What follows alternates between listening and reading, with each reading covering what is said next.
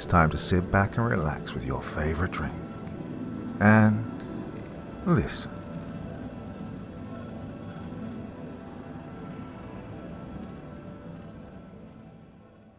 Everyone Else Saw It by Malcolm MacDonald.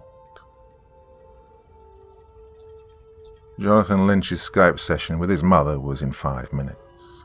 Well, he had to admit, he'd missed her. He hadn't been able to visit his tiny hometown in years. In fact, he missed contact with anyone, seeing as his current city had been under lockdown for 14 consecutive months. Fortunately, and unlike many of his friends, Jonathan was still earning a salary, though he had to work remotely from home. It was far from ideal. But being able to work in his pajamas, and a cold beer being only 5 paces away from his workstation, well, lockdown certainly wasn't without its perks. 3 minutes until the Skype meeting.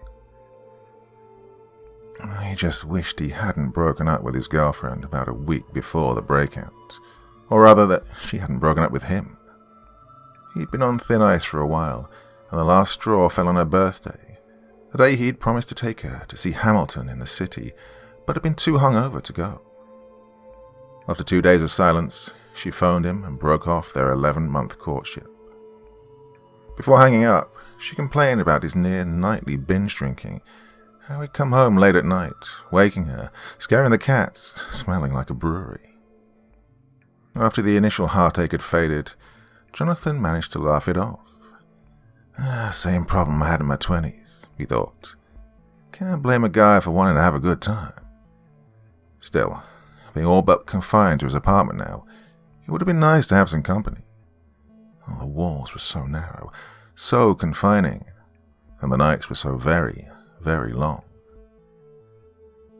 1.5 minutes before he had to Skype his mother. Tonight, he was already half in the bag, having pounded a few and chased them with vodka. Well, sure, it was only a Wednesday, but as long as his reports met their deadline, no one at the office would complain. He'd been warned once about his tiredness, his dishevelled dress, and occasional inebriated demeanour during work hours. But now he worked from home, so no one would notice or care. 30 seconds left.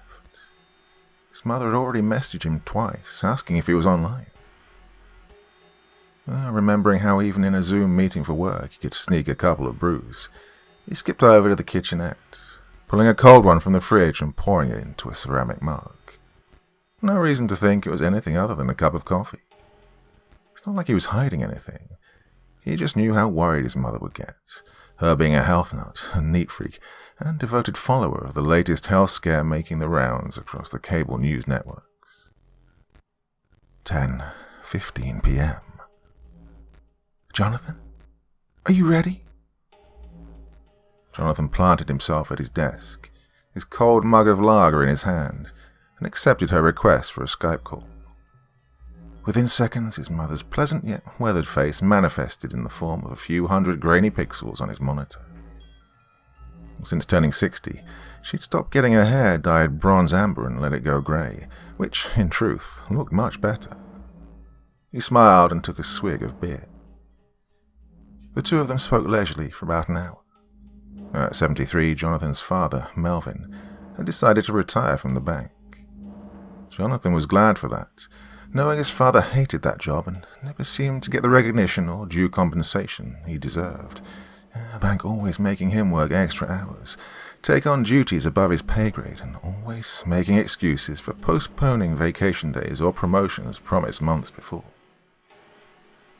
Jonathan had polished off the contents of the mug within 6 minutes and had started pouring whiskey from a flask off camera to maintain his buzz. Well, his mother never seemed to notice.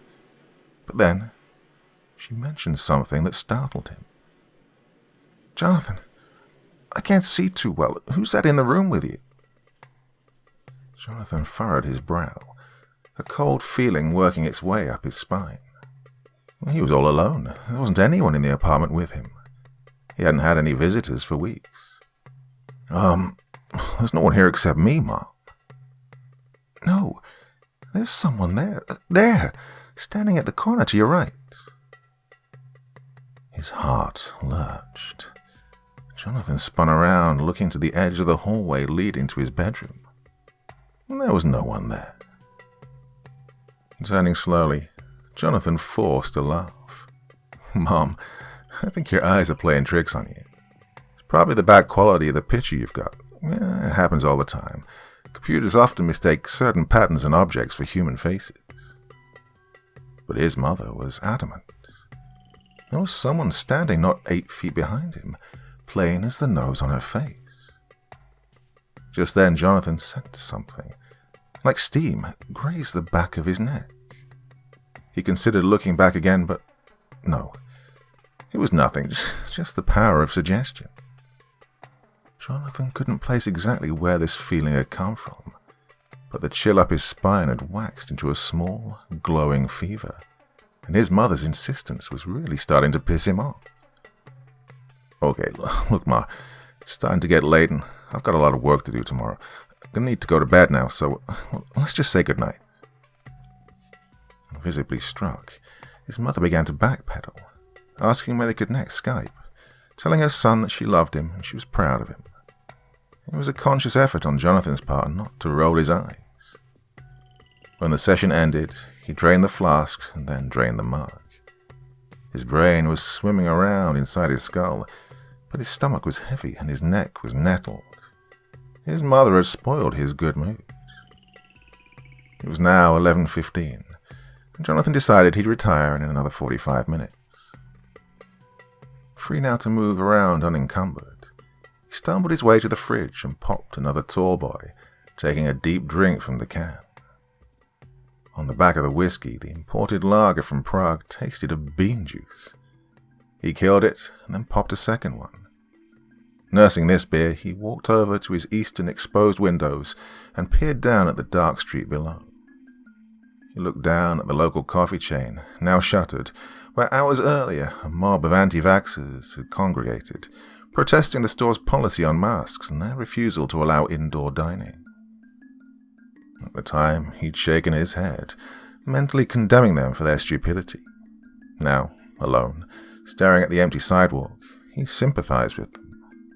Maybe illness, or even death, wouldn't be the worst thing to come from all of this.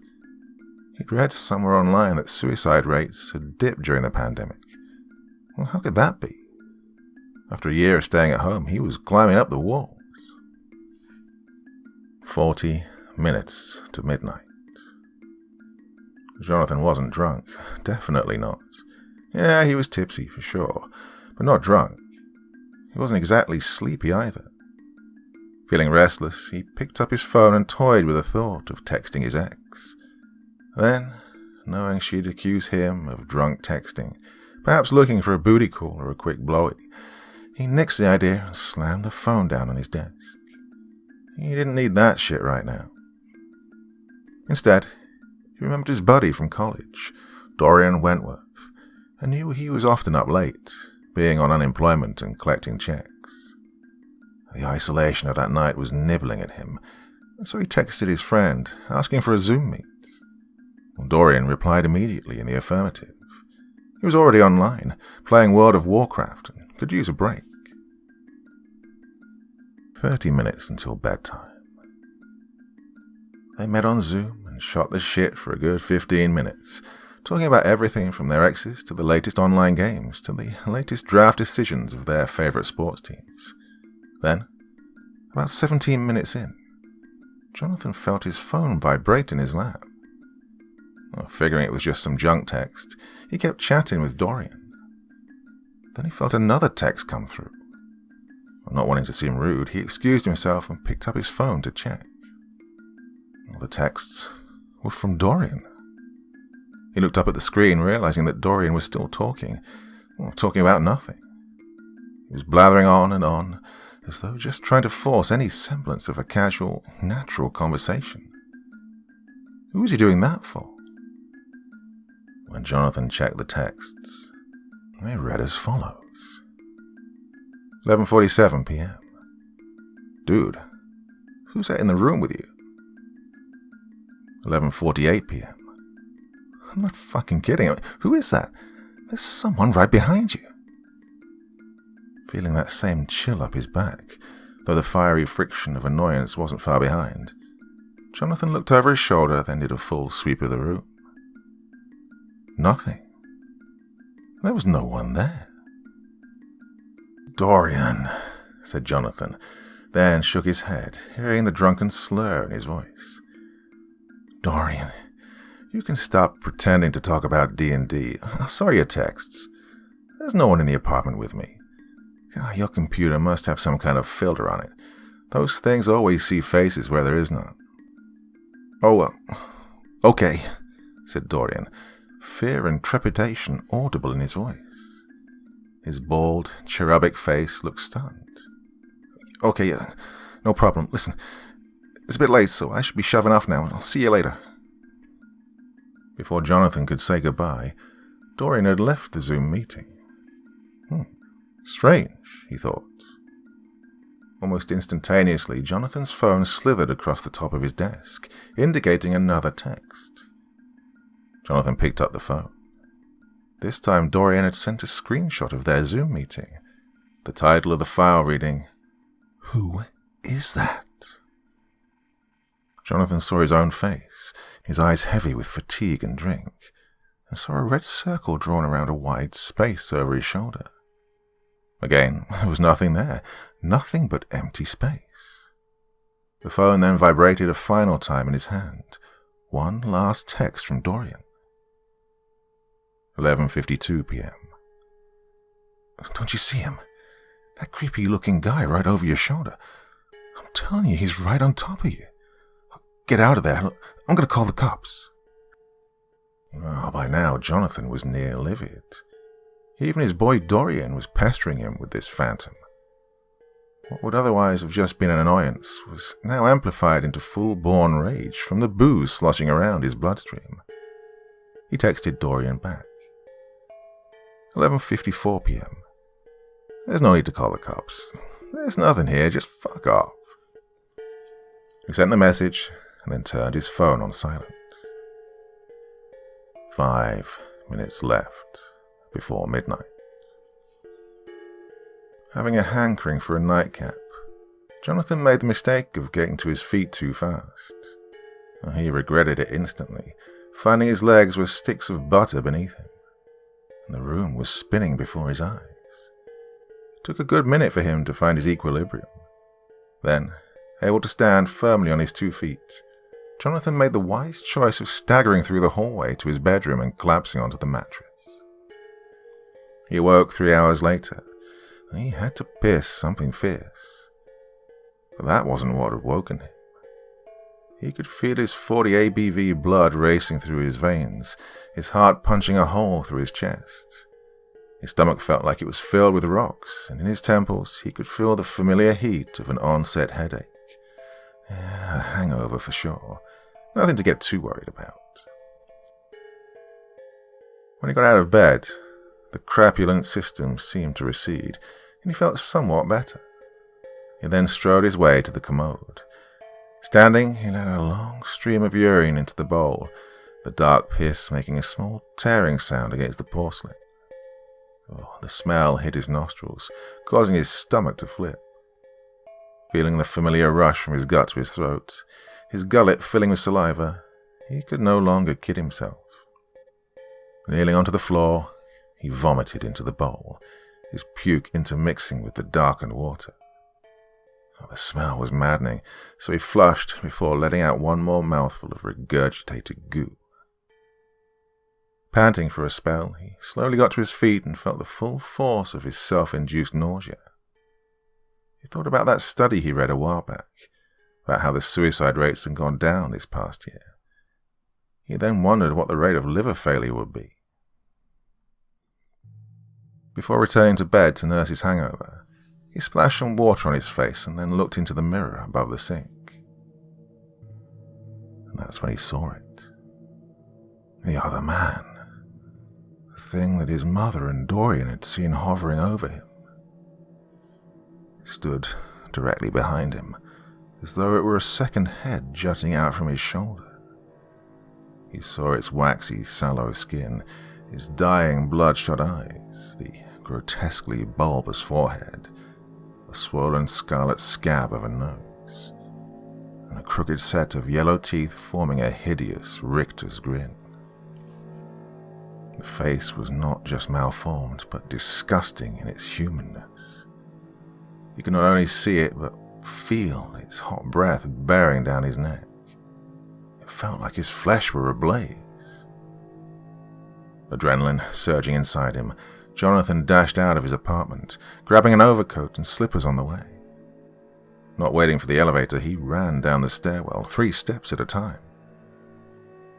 Outside the building, but still within the property line of the complex, he fished out a lighter and cigarette from his coat pocket and lit up. As he was panting, the tobacco hit his lungs hard, causing him to cough. He took a smaller drag, which soothed the burn at the back of his gullet. He started to feel better. God, who was that in the mirror? It was still dark out. Dark and empty. He couldn't go far, not without risking infection, that was. Despite understanding the motives and zest for life demonstrated by the anti-maskers, he wasn't about to attempt catching COVID. Not over some spook in the mirror. Well, he probably wouldn't catch anything, what with the streets as empty as they were, but why take a risk? Jonathan always was a bit of a hypochondriac. Oh, couldn't have been real, he then thought. That's just stupid. There's no such thing. Jonathan then began to chuckle a little, laughing at himself for being so childish. There was nothing in the mirror. Assured that he'd just been dreaming, imagining things from the power of suggestion, he crushed his cig and made his way back inside.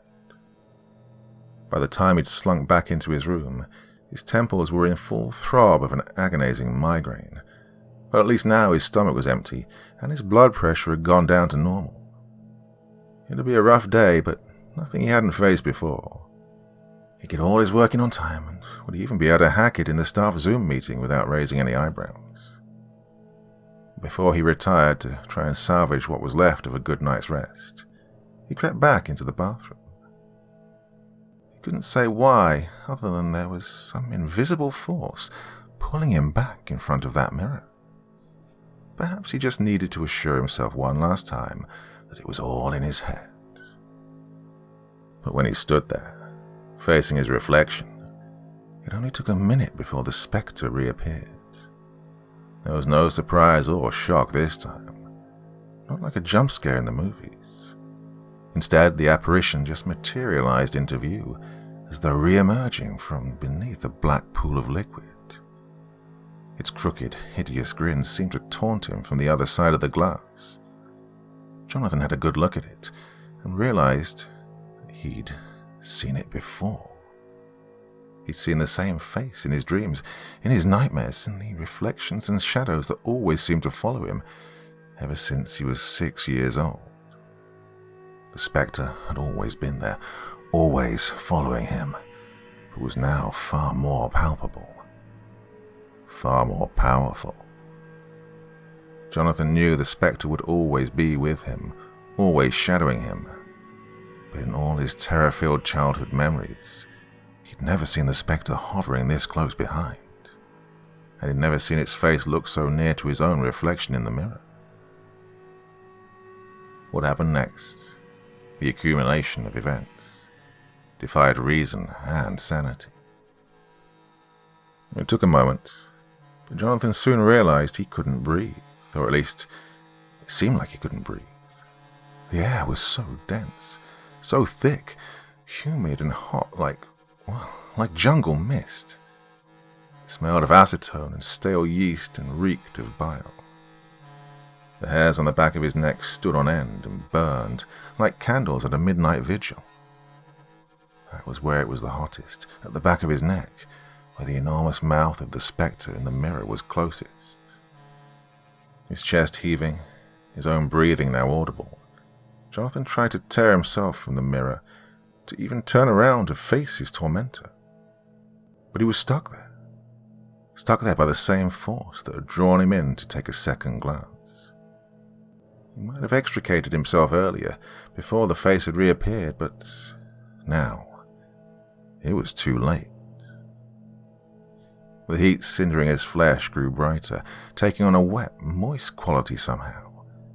And the sound of the heavy breathing, his or the spectre's he couldn't be sure, was bludgeoning his ears, vexing in its monotony and incessance.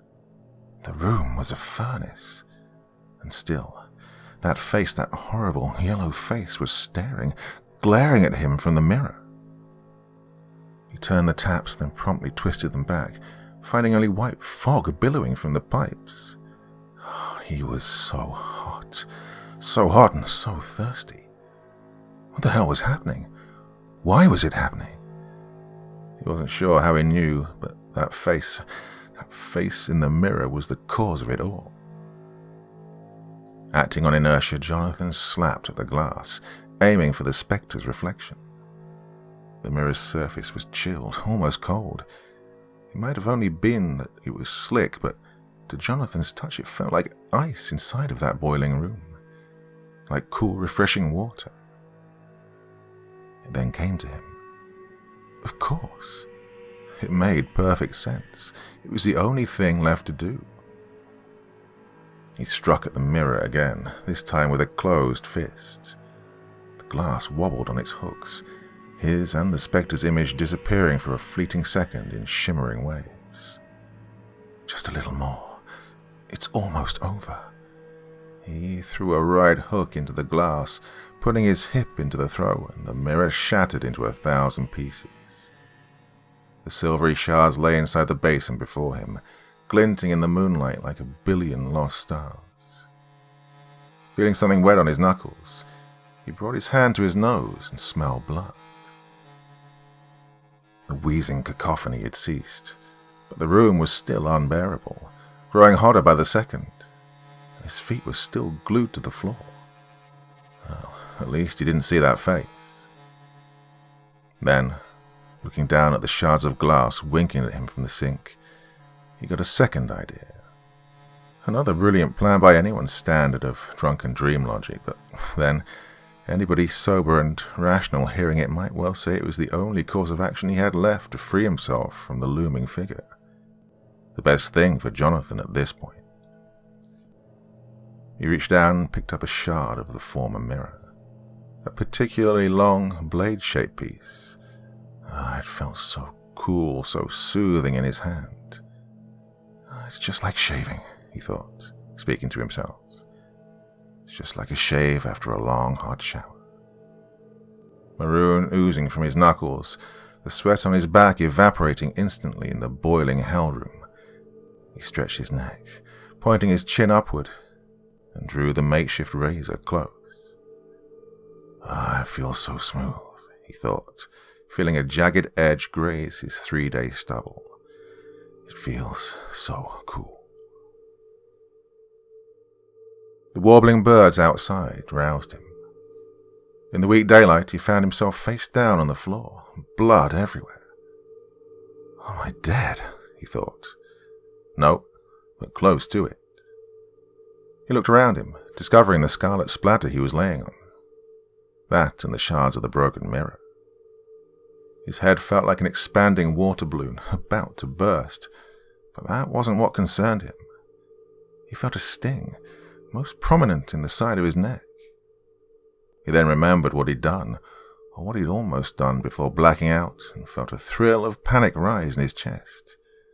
Did I? Fearing the worst, he grabbed for a large piece of mirror, one not too obscured by vinaceous smudges, and looked at himself. Past the blood caked to his skin, he could make out a long, fleshy scar carving its way from his sternomastoid up over his jaw and ending in a hook along his cheek, just shy of meeting the corner of his mouth. A scratch, a bad one, but nothing fatal. That being said, he had lost a lot of blood. He'd have to call a doctor, probably go to the hospital. Easing himself vertical, almost falling over from blood loss, he grabbed a towel and pressed it hard to his lacerated face and neck. He then stumble-walked his way to the kitchen, pouring himself a glass of orange juice, and then dialed 911. He was discharged from the hospital hours later. The facility was hopelessly overburdened with patients, but they managed to stitch him up and then send him on his way, telling him to pick up a roll of gauze and some antibiotic ointment from the pharmacy before he left. As much as Jonathan was worried about catching COVID, he was kind of relieved that the hospital had so much else on their plate to deal with. Yeah, no nagging questions about whether this was a suicide attempt or how much alcohol or drugs he'd consumed. He didn't need that shit right now. Though one of the nurses did find time to comment that the scar looked kind of like an upside-down question mark, with the hook end and all. Jonathan didn't know what to make of that. By the time he arrived home, it was past noon. He'd missed his Zoom meeting for work.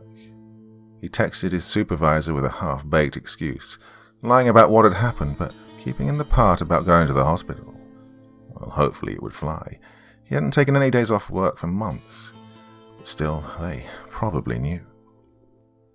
Beside the wound and the shattered mirror, there was no evidence of that incident last night. There was no boiling heat and no bodiless face hovering over him. Even his clothes weren't sweat through like they ought to have been. It was nothing but an idiotic nightmare fueled by too much beer and too much spirit. Sitting at his desk, feeling faint but mostly present, he thought about whiling away some hours online, playing Minecraft or scrolling through Facebook. But before any of that, he thought, first things first. He scoured the fridge, then his desk and all the cupboards for liquor, finding beer, wine and spirits. Then, without hesitation, poured the contents of each can, bottle and Mickey down the kitchenette sink. It was somehow satisfying watching the brownish-yellow liquid disappear into the drain. He found further satisfaction crushing each aluminum can before stuffing them with the glass into a black trash bag. He lugged the bag down the steps, not bothering with the elevator, and deposited the heavy load on the street. Back in his apartment, he felt contented. For the first time in months, years perhaps, felt clean, pure. He decided, despite his misadventure, to attempt some of his reports. Maybe if he sent them in before midnight, it would make up for missing the Zoom call with his co-workers. Maybe they'd notice with time how he'd turned a new leaf, how he'd become a new man. Yeah, this felt good. This felt right. But it only took a few hours until Jonathan realized the farce he was playing. Until he felt that feeling, that pull, the same gravitational force that had drawn him to the mirror a second time the night before. Getting up from his chair, he inched his way into his bedroom, where a full-length mirror was waiting for him. He began to feel thirsty. Who was he kidding? Standing in front of the mirror, staring at it, he waited, seeing nothing but his own reflection. The gauze on his bandage starting to look soiled. And then, as though on cue, it appeared. The grinning yellow face. This time it didn't look like it was right behind him, but instead beside him, as though the floating, bodiless head was resting its chin on his shoulder. The two of them standing cheek to cheek like lovers. There was no heavy breathing this time, no suffocating heat in the room. But something about the spectre's appearance had changed. Wanting a better look, Jonathan turned his head to the side and the spectre mimicked him in sync, exposing that side of its face as it almost eclipsed Jonathan's. There, marking the spectre's waxy flesh, was a deep black gash, the wound starting up from the side of its neck and ending in a hook along its bloated, yellow cheek.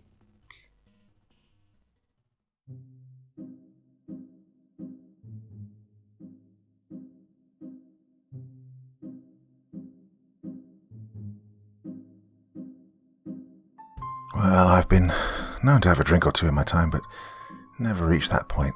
But I think it's quite poignant for some of you who may have been there and seen that devil over your shoulder.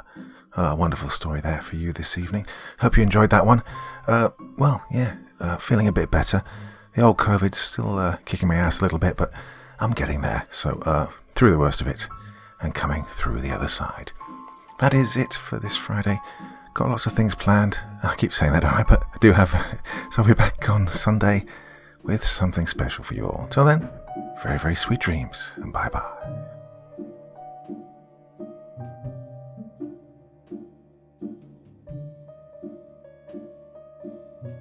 Thank you so much for taking the time to listen to this story today. Really means a lot to me and to the author of the story, of course. Well, if you want to know more about me, I'm pretty much everywhere on social media. You can find me on Facebook, Twitter, Instagram. You can download my music on SoundCloud. I've got a Patreon if you feel like. Throw me $1 or $2. Very much appreciated. And of course, on Reddit, I have a place where you can leave stories if you want me to read one that you've written. Well, hoping to see you all again very soon. Till then, sweet dreams, and bye-bye.